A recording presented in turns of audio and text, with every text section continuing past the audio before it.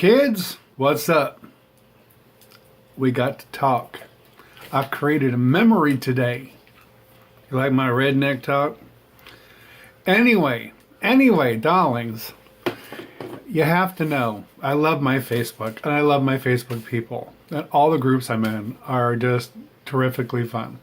I have groups I'm in that are all about old school buses and traveling first class on airplanes, but first and business class, which, as you know, is like the only thing I love to do more. There's nothing I love to do more than that. About ships, passenger ships particularly, old liners and stuff like that. So I have a variety of interests. A lot of them are transportation oriented, but I do have a variety of interests. I also have like my paranormal team, things and stuff like that.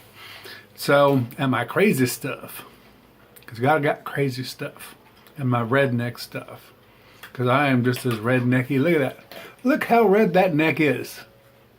You know why it's that red? Because it's like 12:45 in the afternoon and it's only 46 degrees. You know how cold it was last night here in Florida? In Florida, Central Florida? Whoosh, ridiculous. So I had to turn on the heater. But I digress. So this morning I was tiptoeing through Facebook. I'm in a pretty good mood. I found by accident the most campy music video I've ever seen in my life. In a campy group, it's a campy song, and I thought, I feel like camping today. But it's too cold, so here it is. So I shared it. Now, I went along and I had this group that I'm with, again, flying first class and business class. And someone had posted this really great photograph of a lounge menu. And it was a contract lounge. It wasn't any particular airline's lounge. It was a contract lounge, usually meaning running by a third party. And those can go from being pretty good to absolutely horrific. But this one wasn't getting rave reviews. We'll put it this way. It probably wasn't absolutely horrific, but it was no big prize except to me, because I read the menu. Like an idiot, I will sit there in a picture and I will get all the fine print details in a picture because I'm so OCD. So I'm looking at this menu and it says fancy cake. No, I'm sorry. It said luxury cake. Luxury cake. Now, I had remembered Little Debbie's having something like that, but then when I went down to the store, it was only fancy. It wasn't luxury. But it did talk about the White House, so I guess that's kind of luxury. I guess you can win a trip to the White House if you buy some white Little Debbie fancy cakes, which is great. And so I had made a smart remark in a sassy, smart remark in the group, saying something about Little Debbie's is something that Little Debbie sells. So just to humor myself, I went down to see if I could prove myself right. And I could only find fancy. Sorry, Little Debbie, you got to come up with some luxury cakes. Fancy is no longer good enough. This lounge has set the bar high. Now, I've traveled all over the world. I've eaten cake all over the world. I've eaten all kinds of cakes, different sizes, shapes, tastes, colors, you name it. I've eaten, opera cake. I've eaten Little Debbie's fancy cakes. I've eaten Swiss log cake. I've eaten, you name it, I've eaten it. Wedding cakes and funeral cakes and every kind of cake. But I never had a luxury cake. So I felt like I was really missing something. And then I remembered my best friend, because one day we had a conversation. I got back from an interview, and I had been doing interviews for so long, I thought it was time that I put myself on the other side of the table and see how it felt and see what I was doing right and wrong, or and also just to humble my ass. Because you can lose touch with reality real quick when you're the boss. So This was a panel on panel interview, and it is like the worst choice. I would have never used it. And in our manual, we had choices of authorized questions and choices of how we conducted the interview, like panel on person, person on panel, panel on panel, person to person. It you know, it was really strange. So anyway, it was a panel on panel interview, and it took forever. And at the one of the questions I asked, which is one I never asked anybody because I thought it was trite and stupid and it really taught me nothing about anything, was tell me about yourself in 3 words. Tell me about your life in 3 words. Your entire existence. I want to know all of it in 3 words. And everybody comes back with happy, positive, forward thinking, whatever. They come up with all kinds of crap. And so I sat there and I knew it was panel on panel, so it would be probably 20 minutes before they got to me. And I was thinking, what the hell could I really say that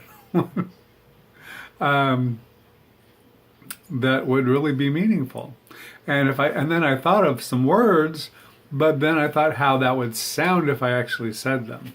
It would sound more like I was doing stand-up comedy. So I thought, well, I'll just keep it stupid like everybody else, and I'll talk to my best friend about it when I get home. So I did. And we had like this really long phone conversation, and we were laughing hysterically because we're like, first we were trying to do it in 3 words, and we're like, we can do better than that. We can do it in 2. So we started going back and forth, going back and forth, going back and forth, going back and forth. And we finally come up with our 2 words so that next time I had an interview and somebody said, tell me in 3 words your entire existence, I could say, you know what? I can do better than that. I can do it in 2. Because who doesn't want to succeed and be better than everyone else? So today, like this with this cake, this luxury cake, I had to do better than luxury. So I did luxury and drama. Because who doesn't love luxury and who doesn't love drama? So I went down to Publix, where shopping was not a pleasure today, because they could not help me. They were just overwhelmed. They were drama themselves today. So I drove all the way next door to Winn-Dixie, because, you know, Winn-Dixie ain't so busy. It's only rednecks in Winn-Dixie. Everybody go to Publix. So they had time. But they didn't have anything to really put. I had to come up with everything. Like they had no...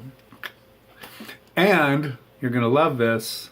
You're going to love this, kids. This is a Michael moment. The guy... He asked me how to spell luxury because he didn't know. And he wrote it down. And then he got his little tube of red stuff to put it on the cake for the word luxury. And he misspelled it anyway. So, much to his horror and more to mine. Because that was like the last thing he had to do. So, so then he took... Much to my horror, he takes this little scooper thing and he scoops the A out of luxury and then leaves a little pit in the frosting. I'm like, well, how's he going to get that white frosting smooth again? And without screwing up all the other letters because it was so small. And he didn't. He just took and filled in the other U inside the pit. I was like, could this be more perfect? Could this be more luxurious or more dramatic? I mean, could it be more Winn-Dixie? Could it be more redneck? Could it be more country Florida than this? And it was everything I could do not to stop laughing. So that's my story and my picture explanation today. And it was fun. And I'll share it with the group that I got it for in the first place. And finally, I'll tell you what my two words are. A lot of you already know what my two words are, but there's two words that define my entire existence. I'll give you 3 seconds to think of it yourself. Come on, read my mind.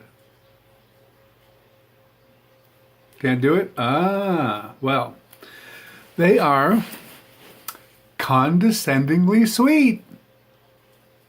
Fits me to a T. If you want to know what I am, how I am, all the time, I'm condescendingly sweet. That's what a good comedian does. Talk to you later.